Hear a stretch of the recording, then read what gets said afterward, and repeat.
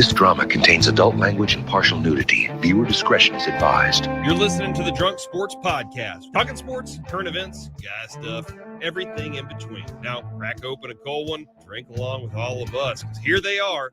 You can buy me a drink. We're all drunk.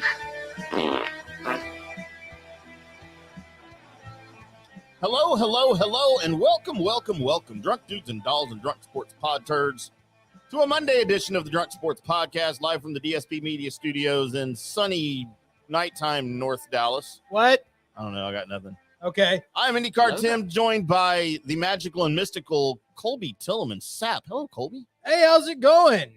Good God Almighty. Boy, was that exciting weekend, huh? A little bit. That's good times. MJF won the AEW. Did anything else happen? I don't know what that was. Did Mary Lou Retton get another 10 over the weekend? Was she ever a 10? No. Did she get a 10? Like 1984? Oh, the year Transformers. Man, I'm old. Now, I remember seeing her at some point. My penis. I don't think that's what happened. It wasn't Colby in first grade? No. Just running around. Mary Lou Retton. All right. She can get some penis. She was 1984 cute. Okay. I mean, I was probably already taller than her. I was only 13, but Right. I mean, I wouldn't have kicked her out of bed at 13. Do you think maybe some like professional horse racers just run around the Olympic gymnast area just looking for somebody else to ride their horse? Somebody to look up to. Mm-hmm. Maybe the jockeys are running around going, man, I'm glad I'm taller than that person. Are they, though? I'm just saying. I mean, there's some F1 drivers that are pretty short, too. Yeah. And IndyCar drivers. Right. F1, F them both. F them all. Yeah. We got a great show for everybody tonight. We're going to, of course, recap the great Vikings loss. I almost said the great Vikings win. The Cowboys, God, what a dismantling that was. Yes. Completely unexpected by me, but Colby says he called it. Of course I did. That was 3:00 Kirk Cousins. Man, he's so bad. It's just not, no. And they were trying to prove a point. That's almost exactly what I thought was going to happen. So bad. Was the Vikings were going to come out there and not do anything that could win them the game.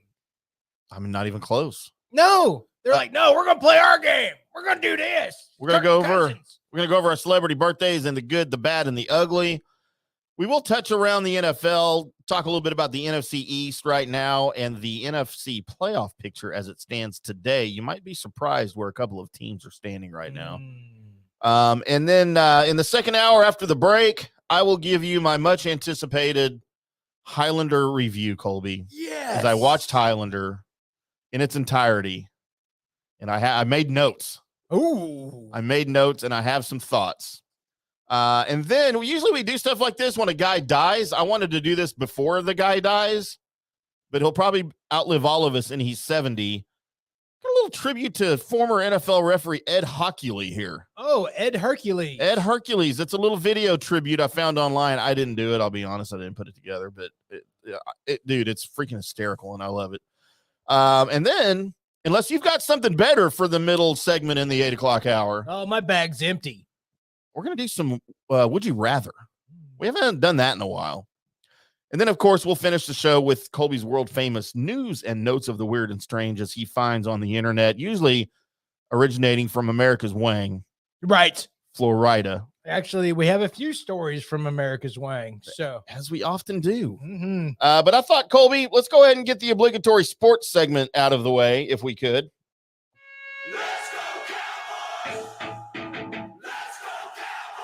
And now it's time for Around the Cowboys, where we discuss America's team and all of their mediocre NFC East opponents. Brought to you by the Drunk Sports Podcast. Can't really say that anymore, huh? Bet US.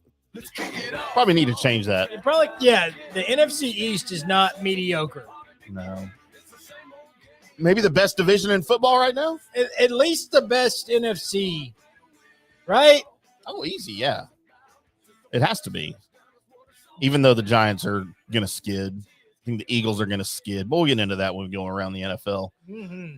Let's go around the Cowboys a little bit, Colby, as the Dallas Cowboys, of course, defeat the Minnesota Vikings in Minnesota at 3:20, started at 3:25, which is why you called for a big Cowboys win.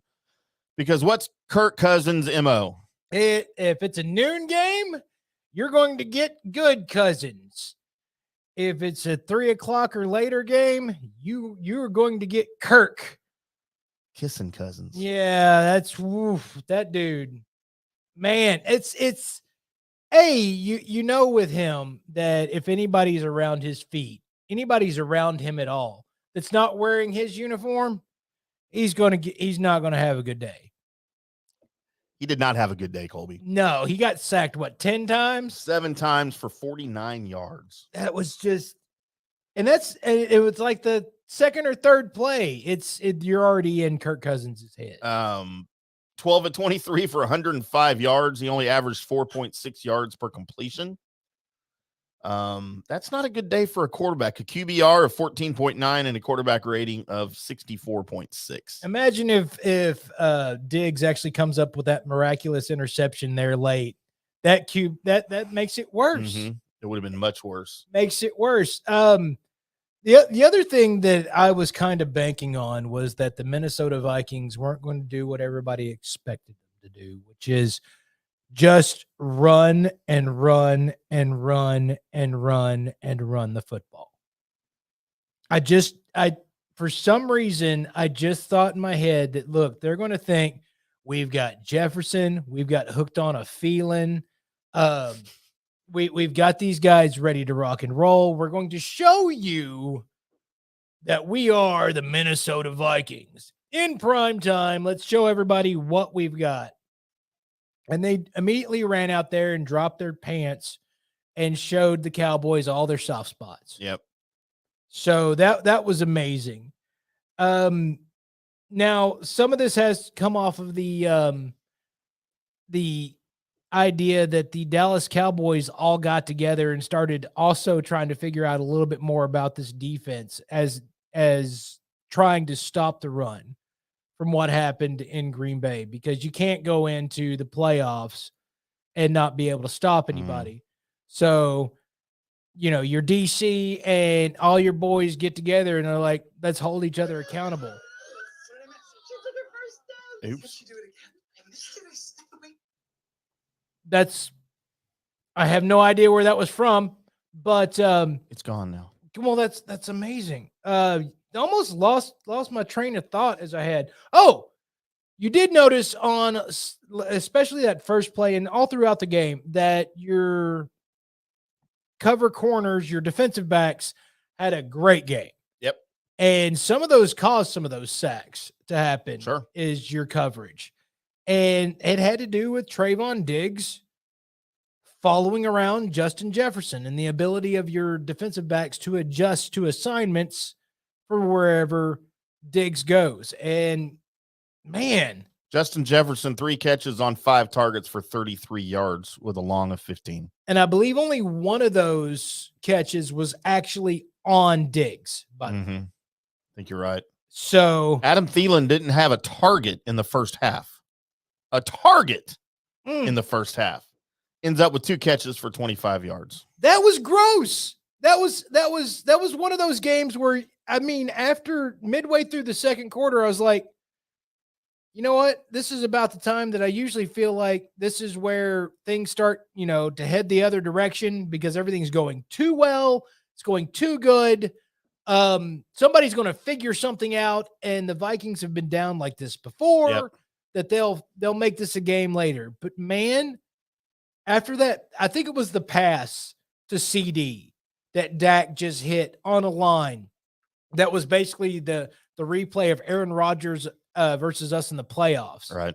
And CD just catches it and just lays down out of bounds. And it was like, and then the kicking of the field, I was like, whoa. And you kicked it twice. How crazy was that? Dude, you know what? I didn't think he'd miss it. There was no doubt in my mind he was going to make that second kick. Because he already saw the first one go through? Barely go through, by the way, the first kick. Right. It kind of had to hook back around. But, dude, that second one was dead center. I mean, Great. Is Brett Maher the team MVP this year? he is. This is so much better than worrying about if Legatron is going to go out there and shank one into the crowd. By the way, I watched some college football this weekend, and college kickers are bad, dude. They're so bad. Well, okay, yes, they are. The college kickers are bad, except for the one kicker that Texas had for a little bit. And Dicker the kicker? Dicker the kicker. He's on an NFL roster somewhere. He is playing with your nope. Chargers? The Los Angeles Chargers. Right. Wanted to say San Diego so bad. Close enough. So I said it anyway. The Minnesota leading receiver, Colby, was their tight end, TJ Hawkinson, the former Detroit Lion that they acquired at the trade deadline. 5 catches, 34 yards. That's not good. Your leading rusher? Well, that actually, I mean, if you looked at that on a board and 11 carries, 72 yards is an average of 6.5 yards a carry. that's really good. They'll take that all day long. Problem is, he only had 11 carries and was not involved in the game in the receiving. He was 0 for 0 with 1 target. Yeah, because for the most part, when he was there, he had to stay back there and try and do something. Try to block? Yeah, because there's no running him out anywhere. He's trying to chip because once the rookie tackle was out there, oh God, it was. Yeah, I forgot the name of their lineman that went down, their left tackle that went down. But after that, dude, it was a whole different game. Right. I mean, they had no chance. Well, no, it was the same game. It was just worse. It was just like somebody's like, you know what, this is pretty good. It's about an 8 right now. All right, never mind. It's an 11. We've turned the volume up on this bitch. All the way up. 10 it to 11. So, but Man, and Micah Parsons didn't want to come out of the game at the end of the game. They're trying to hold him out. Say, look, we're just going to rest everybody. He's like, no, I want another sack. Yes. I can get 3 more in the last 3 minutes of the game. You see how easy this is? He's wanting, well, that's also, does that go back to him saying he wanted the sack record this year? Yeah. And, you know, a guy like that gets hell bent on something. He's like, I don't want to sit down. So Parsons had 2, Armstrong had 2, Curse had 1, Dante Fowler had 1, DeMarcus Lawrence had 1, for a total of 7. By the way, Fowler, when he tackled Kirk Cousins by jumping on his face, so great.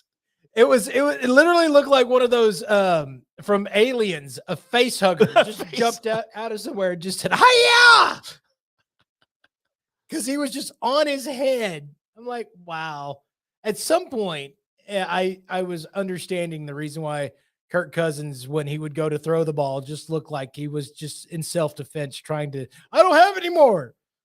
It's gone. It's not mine. And you know what? Parsons would have had another one had he not let go of Cousins because he thought he threw the ball. Did you see that play? I did. He had him wrapped up, and then he let go because he didn't know he had the ball still. Right. And then he threw the ball, and Parsons was like, I mean, he was pissed. Of course he was pissed.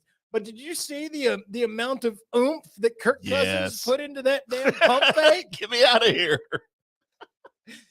I mean, that's got to be something for Kirk, because I don't know many quarterbacks that can throw that kind of a fake pass and hold on to it with one hand. Jeez. He should have spiked that into the ground. They should have stopped the clock right then. Throw that ball to the Hall of Fame. Right.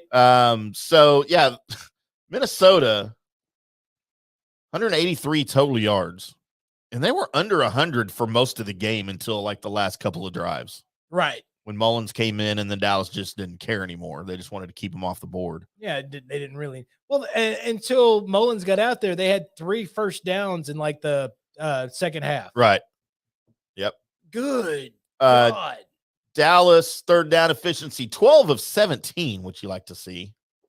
Minnesota, 1 for 11. Which you actually like to see as a Dallas Cowboys fan. You like to see from the defense for sure. Cowboys ran 70 plays to just 54, which of course leads to your time of possession. Cowboys 37 minutes, Minnesota just 22 minutes. And if Minnesota couldn't sustain a drive. No, they couldn't. And if Pollard would have just, like slowed down a little bit, probably had more plays. He just kept running them to the house. How good was that to see? How good was that pass? Dude, right on the money. Oh, which leads me into our next topic point here. Classic Dak returned.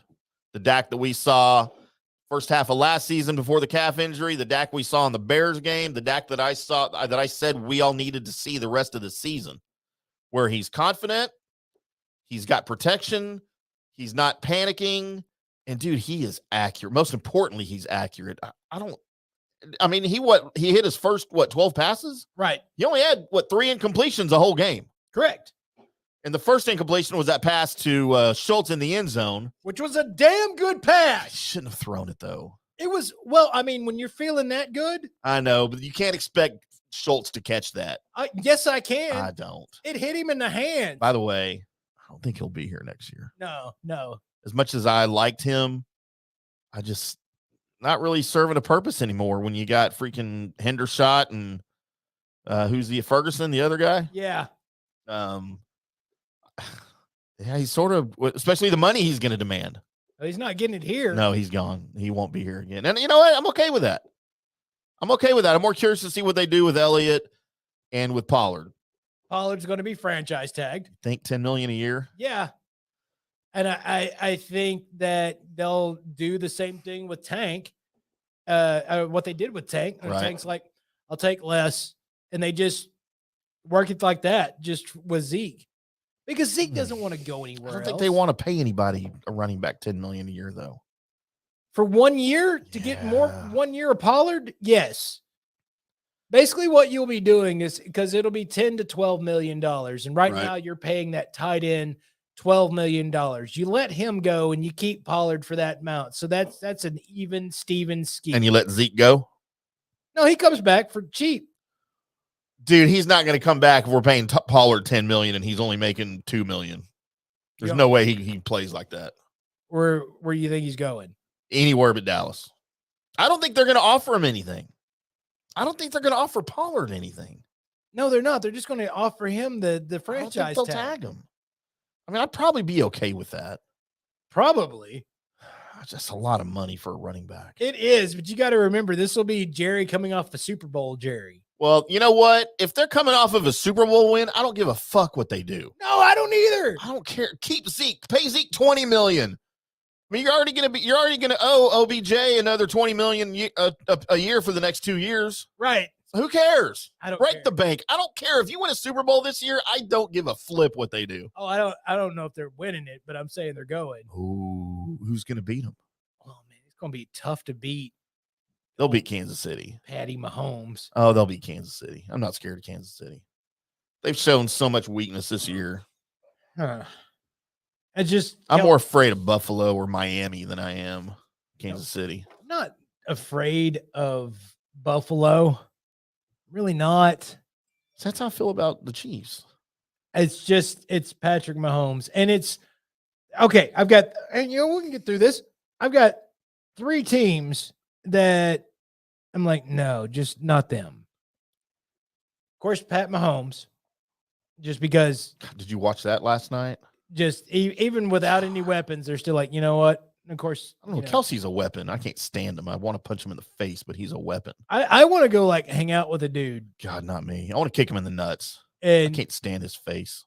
Let's go. Let's just go party. Turn the techno up. Somebody hand me a pacifier. Yes, I would like whatever drugs you have in your pocket. Let's go. Yeah, I won't even ask what they are. I won't either. But it's them, and it's a little bit. No, I'm not going to say the Bills. It's Lamar Jackson if he does anything and gets there, because good God Almighty, a running quarterback scares, especially with that kind of skill. Kind of scares the bejesus out. Oh, dude, Baltimore's not even on my radar. And then if Tom Brady makes the playoffs, that's got to worry you, right? Just does. Just because it's Brady. Well, just like even though Aaron Rodgers is on a terrible team and he's playing horribly this year, you're still afraid of him when he plays the Cowboys because he owns them. Right. Even though he went to the sidelines during that game and immediately said, "Hey, run the football." Yeah, right. When does that come out of Aaron Rodgers' mouth? Never. Did then. Got him the W. But good. I mean, the Dallas Cowboys look really, really, really good. I know after the Thanksgiving game, that, whatever happens in that could have quickly changed our opinion, Right. because there were so many people jumping off the bandwagon after the Green Bay game. And so you might be sitting there going, oh, okay, cool. This is awesome. This is great. But I've seen a lot of people, and this is how you should feel, is just waiting for that other shoe to drop. What's going to go wrong for the Dallas Cowboys? And I've said it all year. I'll say it again. If Dallas is going to be successful this season and make a deep playoff run, it's going to have to be on the shoulders of Dak. He's got to play like he played on Sunday. He's got to play like he played against the Bears. He actually didn't have a bad game against Green Bay, except for those 2 picks that I still say weren't his fault. He just looked uncertain. He looked nervous. He looked confused at times against Green Bay. Yeah, when people aren't running the right routes, you will look confused too. That's your number one receiver, by the way, sir. Yeah, he's gotten a lot better. I agree. I even tweeted that out, didn't I? I saw that with the most backhanded Timmy compliment that could ever happen. He's like, oh, wow. All I said was that he's playing better and he needs to sustain this, but I don't think he can. Yes!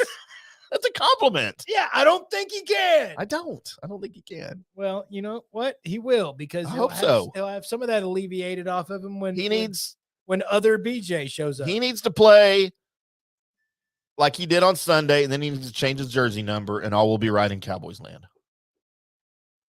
Why does he have to change his? He doesn't deserve 88. And he looks weird in 88. Like, the 88 doesn't even look good on him with his little slender girl waist. 88 looks great on him. Looks gross. By the way, we saw him real quick before we get into birthdays. We saw CD Lamb at Shuck and Jive. Me and Johnny and Rick, the sign guy, Ackberger. Oh, yeah? And our buddy Doo-Doo. Yeah, that's his name. What? His name's Doo-Doo. Because he crapped himself one time when he got drunk. Saw him at Shuck and Jive. Well, like with a big group, a bit like a company party was there, and he was with one of the girls that was there. Right. I didn't recognize. Like, I knew. I'm like, I know that guy from somewhere.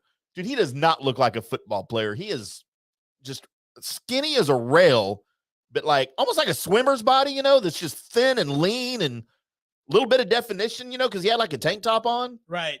And I'm like, looks like he's made of steel cake. Yeah, but dude, he does not look like your prototypical and he's like 6'3" or something. I mean, he's pretty tall. Only reason I figured out who it was because of the colored dreadlocks in his hair. I'm like, that's what brought it back to my memory was, oh yeah, that's CD Lamb. I wanted to go over and say, hey, when you start playing good, I'm going to ask you for your autograph. You're stupid. I think this was the off season anyway. They weren't playing yet. Anyway, you're stupid. Cowboys dominate. Mm-hmm. 7-3. Man, it's exciting. We'll get into the NFC East picture here after birthdays, which let's go and do that now. All right. Maybe. Welcome in. This is the segment where we call it the good, bad, and the ugly. And what's going on is I go through all the people that were birthed today and find the famous ones. And then we decide out of the list who is the good person, who is the bad person, and who is, well, just the ugly person. So I'm going to give you the list. Feel free to play at home. Yeah, if you've got your own list or your own nominee, feel free to send it in. If you're on Facebook or YouTube, send it in on the comments there, and we'll see it, and we'll put you on the screen. Maybe you got a secret favorite person out of these people, and you're just going to automatically vote for them to be the good. Cool. Or you just hate somebody, and you're like, no, they're the bad. Or that person's ugly. That's what I do. So we'll start off with former Texas Rangers great, turning 41 years old today, one Hank Blaylock. Oh, Hank, him and Kevin Minch had like the biggest heads in the major leagues. Remember that time Hank Blaylock hit that home run in the All-Star game? Yep. I do too. He was good. He was. I was hoping he would be the second coming of Dean Palmer. Man, I loved me some Dino. Just for no apparent reason. He wasn't that great. It was just it seemed like when I was watching Dean Palmer, he'd hit a home run. Yeah. So number 16, Colby. No longer with us because, well, he's old. Stan Musial. Oh, Stan the man. When did he pass away? I had it on my list. No, but it's all right. It's yeah. I mean, I was never a huge Cardinals fan, but man, you got to respect Stan Musial. I never got to see him play, so. No, me neither, but I've watched enough stuff. By the way, we did have a Facebook user say that Timm loves Travis Kelce. You know he does. I wish these Facebook users wouldn't be anonymous. I wish they'd show their face. So next time I see him, I can kick him in the nuts or in the boob. Or high five him for commenting on what's going on. Invoking the name of Travis Kelce. All right. 28 years old today. Obviously, he's better than Colt McCoy in Tim's eyes. It's one Cooper Rush. It is Cooper's birthday. It is Cooper's birthday. By the way, he shares a birthday with another Dallas Cowboys. Uh-oh. Or was. Tony? Turning 55 years old today, one Troy Aikman. Oh, the other one. That's right.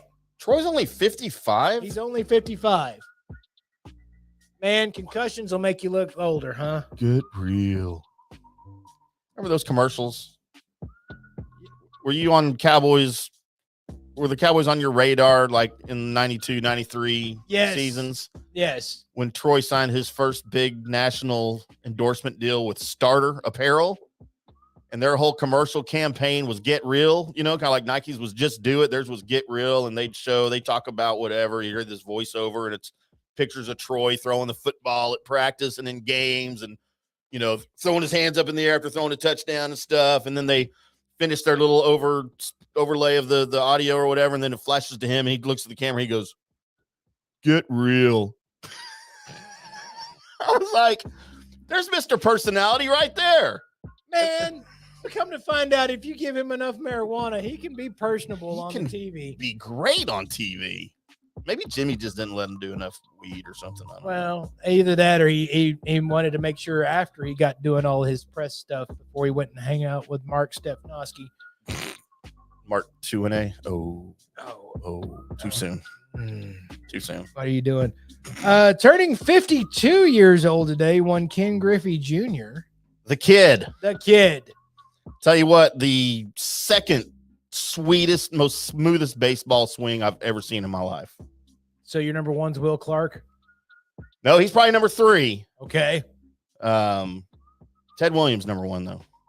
Weird that they're all left-handers, right? No, it's not. I mean, for some reason, the left-handed baseball swing is just prettier. Well, it's because of the direction of going to first base. Once you finish your left-handed swing, your motion takes you towards first base. The right-hander has to clip their swing and then not follow the bat through to first. Gosh, just, man, and you're right. Will Clark had a pretty sweet swing, too, for sure. So if you got a smooth swing with a left hand, man, because if you were to turn Griffey around and have him bat right-handed, it'd be like, meh. It looked like every other right-hander. Every other one. But I don't know. There's good-looking right-handed swings, too, but none of them ever compare to a left-handed swing. Nope. Jenna Malone turns 37 years old today. You might find her fine work as she was a part of that Sucker Punch crew, the Zack Snyder film. Do I have to look up Jenna Malone? You might want to. You're fond of the redheaded girl. Oh, I am. She's pretty cute. Jenna Malone. Ginger people do have souls, all right? She's 37? Yes. No, I'm out. You're out? Yeah. Doesn't do anything for me. You need to go watch the movie Sucker Punch then.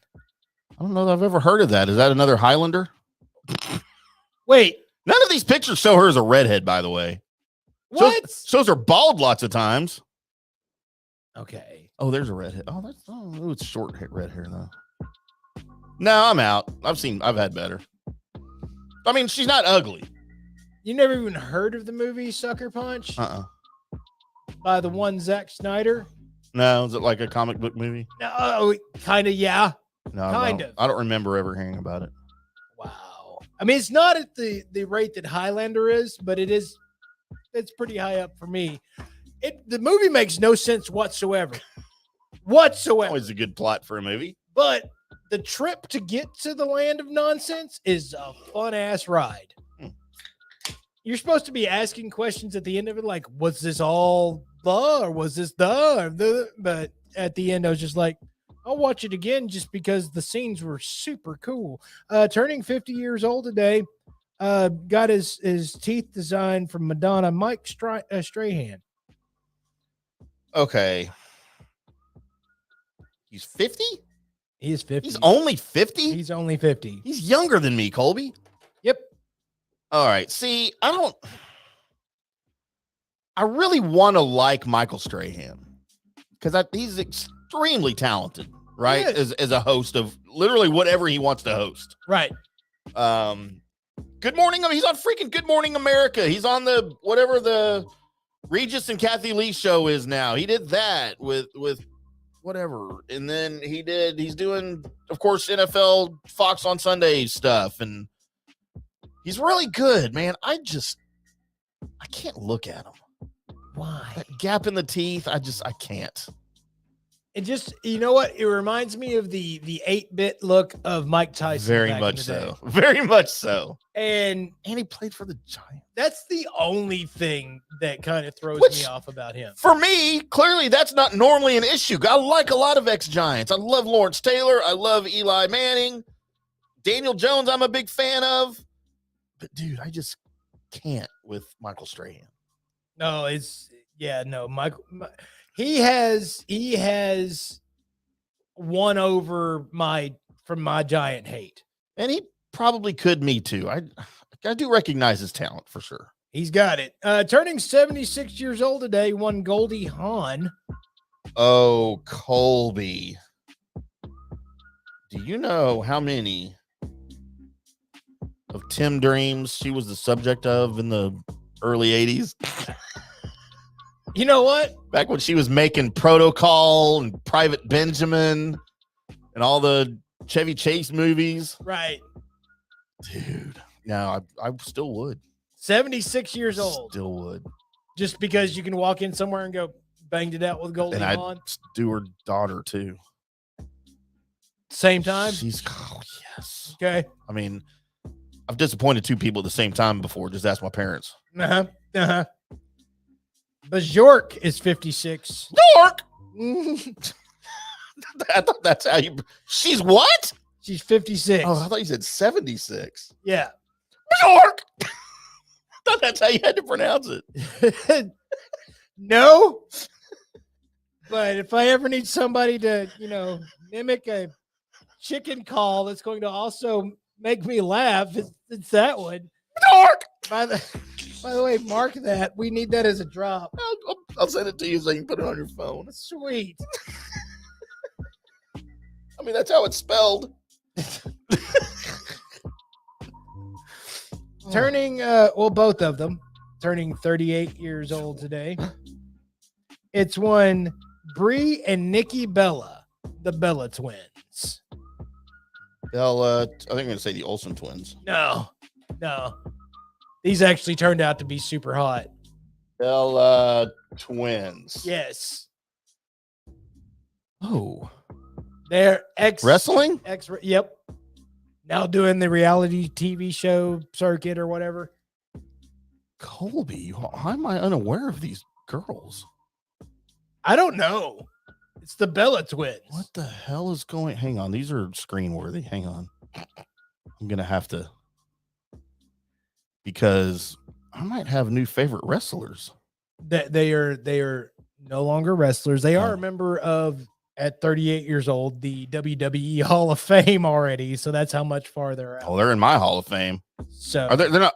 So they're twins? They are twins. Why does one have such massive honkers and the other one doesn't? One of them. Oh, probably fake, huh? Yeah. Well, I would think if you're twins, you have to do it together or you don't do it at all. No. Maybe you're like, oh, you can do that to separate each other. Maybe one of them is just proud of her normal tatas, and the other one's like, you know what? She should be. I got to tata my tata up. Look at those abs. I want them to make me a ham sandwich, and I don't mean at the counter. I want to be the ham in their sandwich is what I'm trying to say. If that wasn't clear. I think I think I got that. Huh, all right. Bella Twins. And Bella Twins powers activate. right. Turn John Cena into a mindless ape. Me too. Well, I mean, that's pretty much. I know he was with one of the Bellas for a little bit. And finally, and I don't know why she ended up being finally because it's not like my favorite person, Carly Rae Jepsen. She's 36. Call me maybe. I think so. Yeah. Sweet.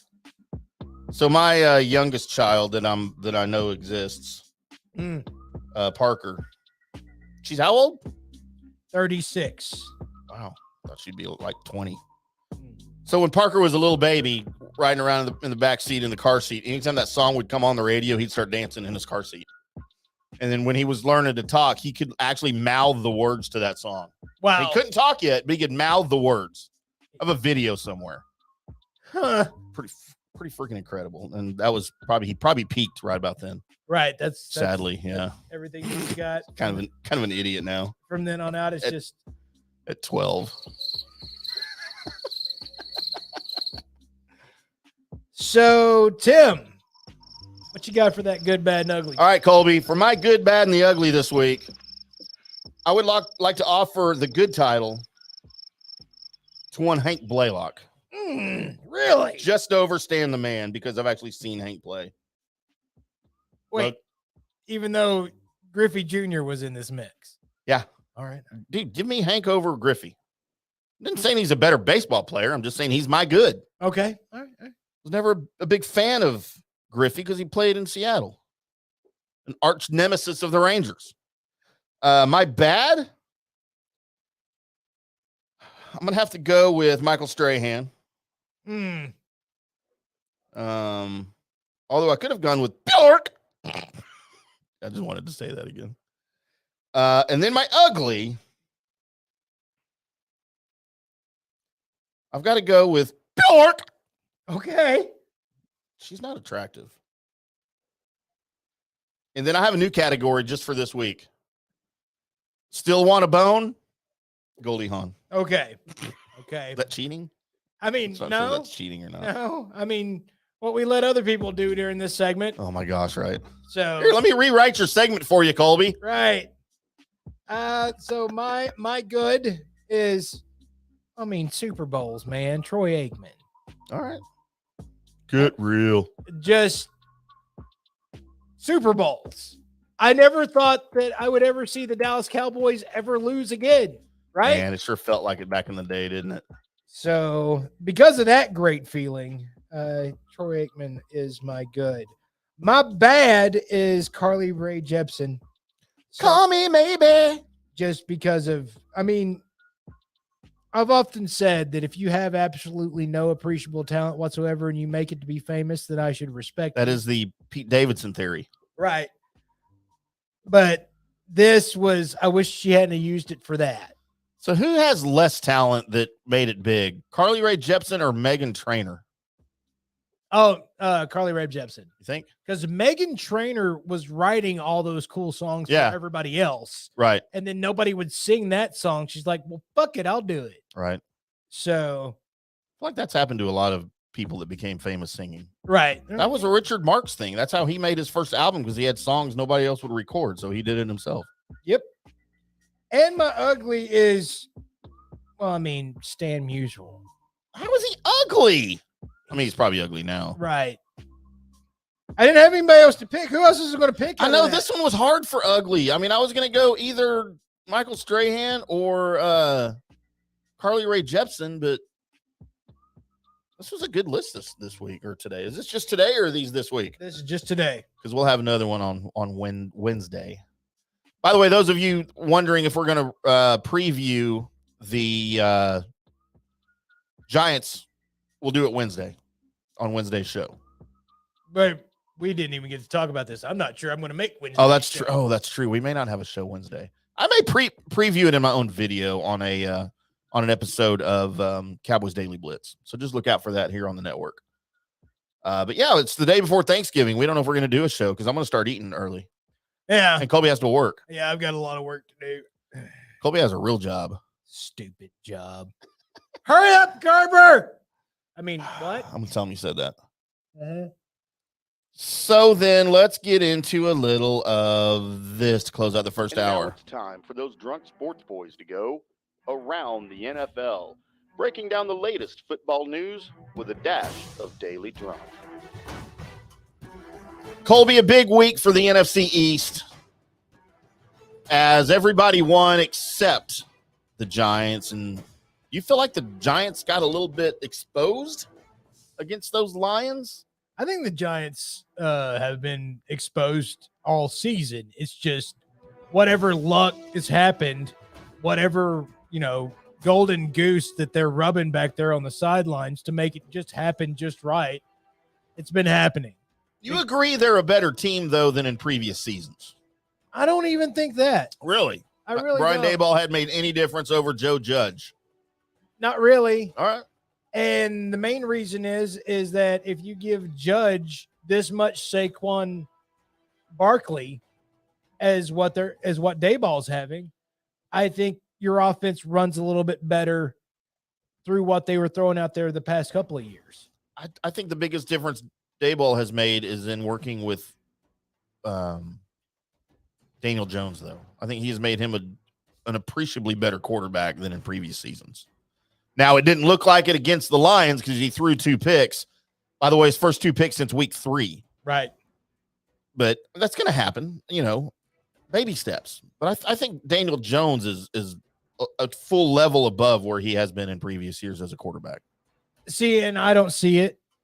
And even though I do see flashes of, hey, that kid might be all right. Yeah. I was seeing them, though, past seasons as well.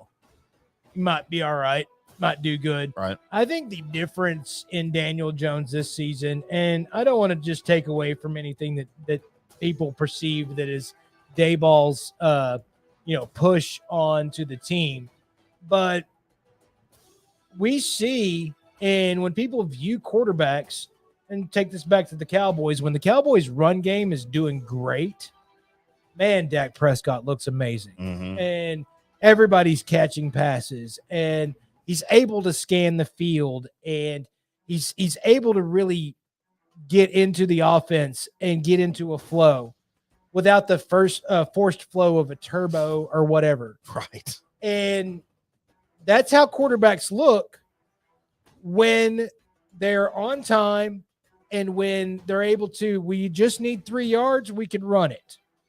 Or it's 2nd and 6, or it's 3rd and 3. Right. You keep having those, quarterbacks are going to look better. And because of that, the way the Giants are going, even though there's a lot of first halves that it don't look great for the Giants, they somehow find that because what happens? Saquon Barkley ends up running or, wearing down a defensive line, and they come through at the end. And so because when you got W's next to your name, your quarterback all of a sudden looks that much better. Right. I don't think they're a better talented squad. I don't think they're a better anything. I don't think anybody's really moved up a scale for the Giants. So what explains the record then? What I just said, your running game that's able to then assert itself in the second half, because they're winning games by what? 3, 7 points. And it's because you have just a little bit more extra. So would you like to hear their points for and points against on the season? Yes. Points for 205, points against 204. So there you go. Pretty close games. Yeah. So there you go. And you're able to slow it down, and you're able to. Bill Parcells made a whole season out of, we just want to keep the ball longer than they got it. Yep. That's what they're doing. Yeah. So in the NFC East currently, we'll put it up on the screen for those of you watching. Here are your standings as of now. Not a losing team in the bunch. No, not at all. So Eagles at 9-1, Cowboys and Giants both at 7-3, and the Commanders a very surprising 6-5 after they started the season 1-4. Heineke power, baby. That's right. Always liked me some. I always thought that Taylor Heineke was kind of a poor man's Tony Romo. You know what? I could see that. I think Heineke is that guy that's not real talented, but boy, you like him to be in your locker room. The team loves him and the fans love him. It's just, I'm going to lead. I'm going to do my damnedest and screw everybody else. Let's go. Us against the world. How would you like to be Carson Wentz right now? I mean, with his money, I'd like to be him with his money. Would you like to be him walking into that locker room every day, walking into practice every day, and just sitting there for your $28 million you're making this year? If I was me and I knew what was going on, I would be fine. But if I'm Carson Wentz and thought like Carson Wentz, I'd probably be the most upset person in the history of upset people. Because he's not going to get another shot, right? No, there's no reason to. You got Wally Pips. You got Dak Prescotted. I mean, no other team is going to come calling. If he gets released at the end of the year, that's it, right? Like, no one's going to call him. And not unless he's like, anybody need a backup. A backup. Go to Chicago and be a backup, or right. New Orleans. Maybe New Orleans takes a shot at him. They need a quarterback. I don't know. I don't even see that. I would rather have Jameis. Yeah, I would. And Wentz. I hate Jameis Winston, but I would rather have him than Carson Wentz. So no. Man, I mean, just we all knew that Dak was better, right? And that they, of course, they're in the same draft, along with wasn't Goff in that draft too? Goff went 1, didn't Wentz go 2? Right. Dak went in the 4th round, 135 overall. And everybody knew Dak was better in that whole first season, their rookie seasons, and they both got to play a lot. It was a big argument. It was a big deal. But, I mean, looking back now, is there any question? Even when Dak's off, he's better than Carson Wentz. When there is a right when everything was rolling for Carson Wentz, you're like, all you could see was like the highlights of what was going on with that team when you didn't watch every single game by the Eagles. Yeah. And you're like, wow, that guy's pretty good too. It didn't take long of watching more of that. You're like, wait, maybe not.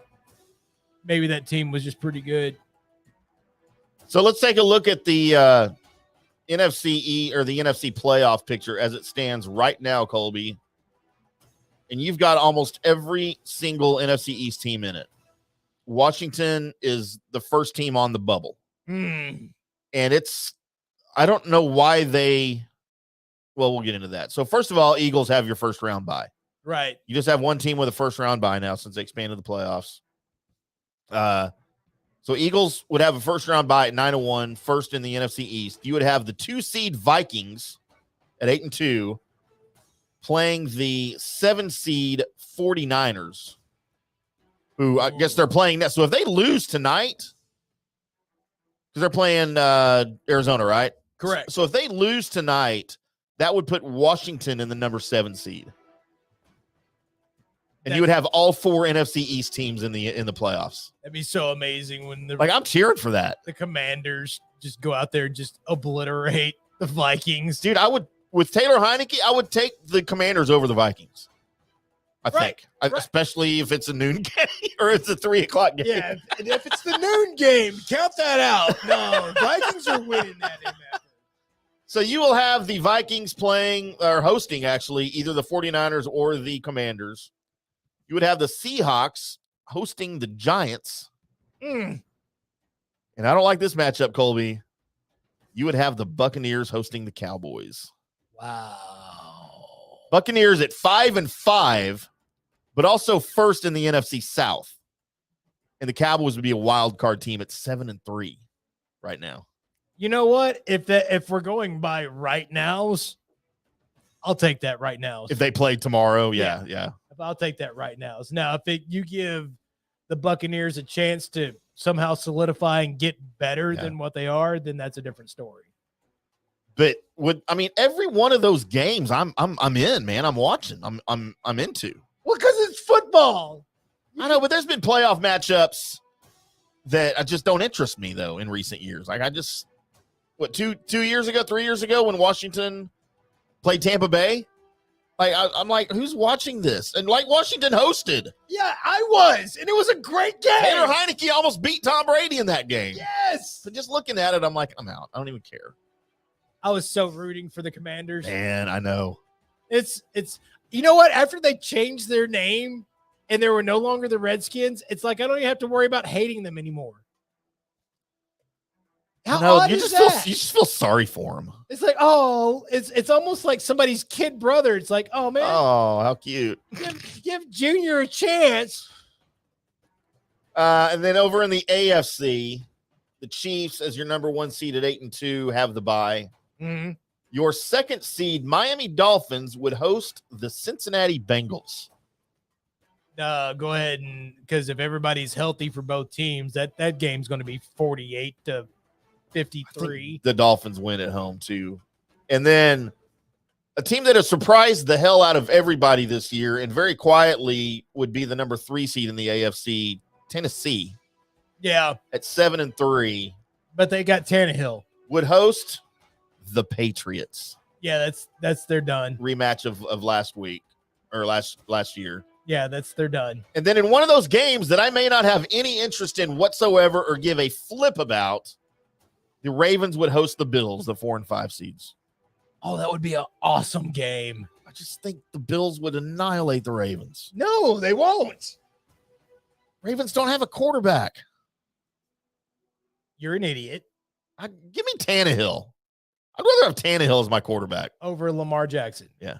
Yeah, you're a complete idiot. You are not a fan of Lamar Jackson, man. An utter idiot. I just don't think he's that great. If he were to move on from that team, you would find out that nobody else on that team is actually any good whatsoever. And the only reason why they ever win games and go to the playoffs is simply because of Lamar Jackson. Right. That's it. It's like those old. He just needs to learn to throw the ball. He can throw it just fine. Somebody needs to learn how to catch that MFer. He's Tony Romo. As far as settle down. As far as if you don't have Tony Romo and you have a lesser quarterback with those Cowboys teams, we don't have to worry about Jason Garrett being here so damn long. And by the way, do we realize how close we are to my preseason prediction coming true of both Super Bowl teams missing the playoffs? Like, it's going to happen for the Rams. They're not making the playoffs. No, they're done. They're 15 out of 16 in the NFC. I'm sorry, 14 out of 16 at 3-7, last place in the South. And the Bengals are at 6-4. And I don't know why they have the edge over the 6-4 Jets, unless they have the head-to-head. I don't know if they played each other or not. I'd have to look. So they're very close to missing the playoffs too. By the way, the on the bubble team for the AFC, your Jets at 8 and Chargers at 9. If the Chargers miss the playoffs, please tell me that Brandon Staley's like fired immediately. I mean, probably opening the door for one Sean Payton to take over the club. I mean, probably. And if Sean Payton comes over there, then maybe Herbert will have a brain along with his rocket arm. And that might actually turn him into something. Man, he has looked terrible this year. He's not having a good year with Staley as his coach. Well, I mean, you're not a fan of his anyway, right? I'm not. I still say he's Jeff George. I still say that's a terrible thing to wish on someone. No, he's got a cannon for an arm. He can literally be standing flat-footed at the 1 yard line and hit the end zone with the football. Yeah, I think they showed him throwing a ball 80 yards in the air flat-footed a couple weeks ago, like in a pregame. Monster arm. I mean, I could do that, right? No. No, you're probably right. No, not with one of those Russell Wilson flutter balls or whatever. My arm would go with the ball. Is it like flung out of its socket? Weigh it down and cause it to go 7.5 yards. My arm would be in a better spiral than the football. Right. Wow. All right. I just don't like the way he plays quarterback. See, that's how I feel about Lamar Jackson. Like, I know he's got the legs and he can run. I just don't like the way he plays the position. I don't think he knows how to play the position. I feel the same way about Justin Fields. I know he's had a couple of good weeks. Everybody in Chicago is ecstatic because now they think he's the savior they thought he was. I think he is. But let's just give it some time and see. Well, I mean, I'm going with what's happening right now. You're banking on the future of him not progressing any. Right. I think he will. Or even regressing. I also think that maybe because of the way that Lamar Jackson's arm angle is when he throws a football, you somehow think that makes he doesn't know how to throw a football. I don't know if I've paid attention to that. I think it's caused because a lot of the guys. He doesn't have a pretty throwing motion. He doesn't because it's quick and he's got a long arm, but he's doing it in order not to look like Byron Leftwich out there because of that arm. Terrible. And have the slow delivery. So he's trying to speed up his delivery. So it's almost a side like the nose of the football is pointed at his ear and then he whips it. And so, and it gets there. Just ugly. I think you're wrong. Well, I've been known to be wrong. All of my ex-wives will tell you that. Mm-hmm. And a lot of my ex-girlfriends will tell you that. It is what it is. We are the Drunk Sports Podcast. Colby, you want to take us to break? Sure. Coming up next, we've got Timm's Highlander review. Also, his sudden love for Ed Hochuli and why he misses him. Oh, Timm's got a Would You Rather, and I've got news and notes where we travel to Florida and look at people doing stupid shit. That's all coming up on the Drunk Sports Podcast. Substantial penalty for early withdrawal. The Drunk Sports Podcast. Kroger knows this year the holidays are doubly important, so make your celebrations doubly special with fresh, never frozen prime grade beef and Simple Truth organic Brussels sprouts. Kroger, fresh for everyone. Double specialness, void where prohibited. Certain restrictions. Wait, stop illegal. We've got even more special holiday food. It's like delicious king crab legs with private selection gourmet potatoes or cave-aged Murray's cheese and fresh baked La Brea bread. Kroger, fresh for everyone. All right, legal. You're up. Double specialness, void where prohibited. Certain restrictions may apply. Shop at participating stores for more details. You know a spot, but not just a spot, the spot. Actually, with the all-new Nissan Frontier, you know a bunch of them. But the key to these great spots? Being able to reach them in the first place. Your spot is out there. Find your Frontier in the all-new 2022 Nissan Frontier with standard 310 horsepower, advanced tech, and 281-pound-foot of torque.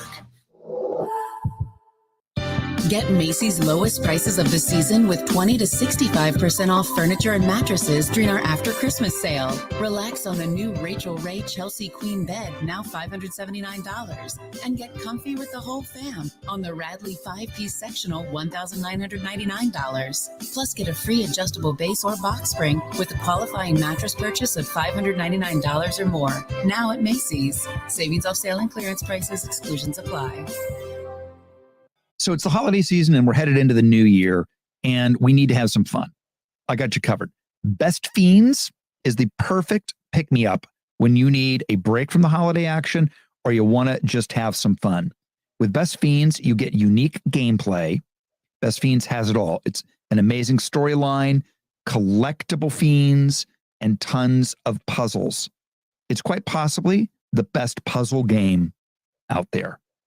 No Wi-Fi, no problem. You play Best Fiends wherever and whenever you want with the offline mode. So if ever your holiday travels take you off the beaten path, you can still play Best Fiends. It's always challenging. The game is literally thousands of levels with more added all the time. So there's always a fresh challenge waiting for you when you need a mental pick-me-up. And I am all for games that you can play online and offline, because you can take them anywhere. You can download Best Fiends free today at the App Store or Google Play. That's Best Fiends. It's basically friends without the R. Best Fiends. Attention business owners. Frontier Fiber for Business has 30 times faster upload speeds than cable. Wow, that could make my day-to-day 30 times smoother. Yep. Give me 30 times fewer headaches due to slow, spotty internet. Definitely. And leave me 30 times freer to crush the competition. Crush away, friend. Do what cable can't with 30 times faster upload speeds. Get our 300 meg fiber internet for just $49.99 per month. Now with over $800 in free benefits, like a digital phone line and device security. Visit fiberopticbusiness.com for complete offer details. Limited time offer. Services subject to availability and all applicable terms and conditions. Shop Mattress Firm's year-end sale and put an end to junk sleep. Save up to $500 when you get a king bed for the price of a queen or a queen for a twin. Plus, get a free adjustable base with qualifying Sealy purchase up to a $499 value. Or shop top-selling brands and get up to 50% off select mattresses, like Sealy twin mattresses starting at $224.99 or Serta twin mattresses at $349.99. And shop with confidence thanks to our low price guarantee. Only at Mattress Firm. Restrictions apply. See store for details.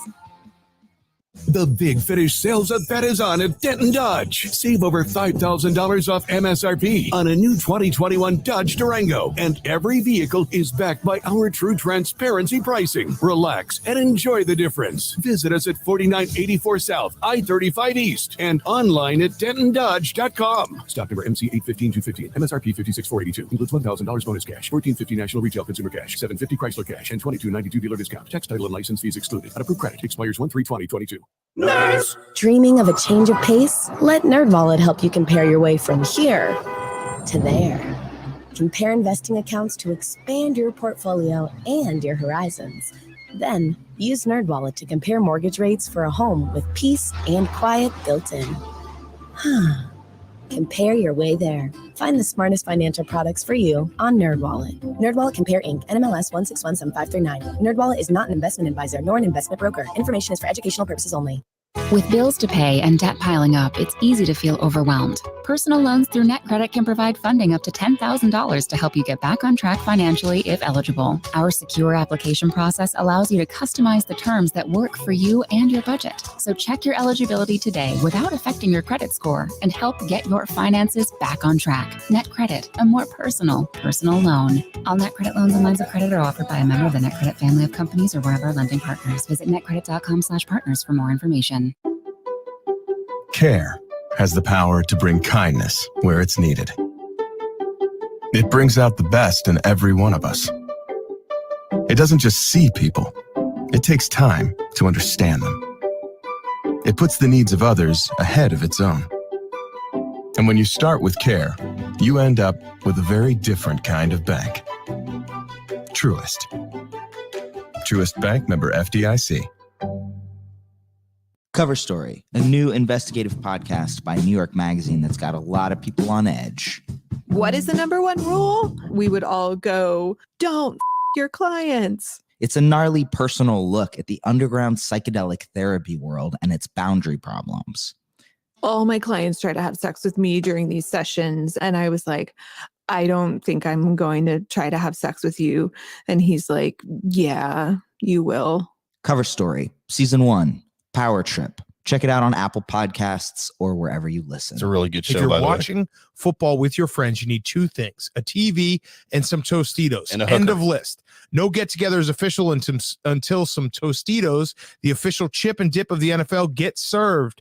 Maybe you're hosting the game. Maybe you need something to snack on while listening to us. Doesn't matter the occasion. If I was a betting man, which I am, I would say the odds are that you have a bag of Tostitos and some salsa in your kitchen right this second. Plus, they've got a flavor for everyone. Hint of lime for folks who love a bit of zest. Habanero if you're kicking things up a notch. Hint of guacamole to make your guacamole taste even guacier. Fans can get in the game with a custom recipe for their favorite team at Tostitos.com/recipes. Tostitos, the official chip and dip of the NFL. Welcome back to the Drunk Sports Podcast, live from the DSP Media Studios in kind of overcast, cold, and very dark right now, North Dallas. Right. You know, when I left my house on a motorcycle to come down here today, it was sunny. It was like 54, you know, so I kind of layered up a little bit because I knew it'd be cold riding down here or riding home tonight. And, dude, by the time I got to like 121 in the tollway headed south, dude, it turned to winter again. Like it was overcast, it was drizzling a little bit, and it was just freaking cold. No, I keep waiting on it to warm up just a tad bit more, and I'll start jumping on my bike. But man, it's cold, man. It's not worth it. I got thermal socks on. I got my long johns on under my ripped jeans. I've got this long sleeve shirt, and then I put when I go on the bike, I'll put on my extra thick hoodie. It's a single layer hoodie pullover, but it's not like your normal Walmart hoodie. It's a 9-line hoodie, and it's thick, right? And then my riding jacket, which is a heavy jacket, and then of course my helmet to block the wind off my face, or I wouldn't even have that bitch on. But dude, it's freaking cold. Well, you should always wear your brain bucket. Yes, you should always wear the helmet, kids. Even though Tim doesn't. I do sometimes. If you see motorcycle Tim riding down the tollway, more than likely you're also going to see a beard flapping in the wind. Yeah, it hurts too. I'll tell you that. Like I've got to tie it up usually, you know, when I ride down the tollway like that, like with a scrunchie or whatever the chicks call them. Because otherwise, dude, because it'll go up to like here, you know, almost to my eye. Right. And it hurts, man. It's like little pellets of rain hitting you on the face. It's freaking hurts. By the way, if you would like to be a motorcycle rider, I still have one for sale. That's true. You do. DM me or something. Was it a Yamaha? Yamaha. Roadmaster? It's a Royal Star. Royal Star. Yes. All right. I've seen it. It's pretty nice. You guys check it out. Mm-hmm. Give Colby jump into Colby's DMs. Right. And ask me about my motorcycle. Or anything else you want to ask him about, you know. He's kind of an open book. I mean, if you ask a question, I'll tell you an answer. He'll give you an answer, all right. You may not want it, but I'll let you know. And maybe a finger to go along with it. Mm-hmm. So, Colby, you gave me some homework. I did. When you realized that I had never seen it, never heard of the movie Highlander. It was there's been a long litany of things that have happened where you've said words that have come out of your mouth. And I thought this is the most disappointed I could ever be in Timm. But I continue to up it. Yeah, but you continue to show me, nope, that's not it. Found a new one. And this is now the new one. Or was, because apparently you fixed it. I did. So you texted me. I was trying to figure out how to watch it. I mean, I hadn't really looked at it that much. It was pretty early in the week. I was like, it was Friday, I think, or something. Right. And he texted me, said, hey, it's on HBO Max. And I'm like, oh, I have HBO Max. So a couple hours later, there's me with a plate of homemade spaghetti sitting on the end of the bed, tuning into some Highlander. I even invited the boys in. Hey, you all want to watch Highlander with me? And they even knew what it was. Of course they did. My 14-year-old's like, no, because it's better if there's only one. Which I wanted to give him a rim shot, but, you know. Right. I was like, how do you know about this movie? He's like, Dad, everybody knows about Highlander. I'm like, come on.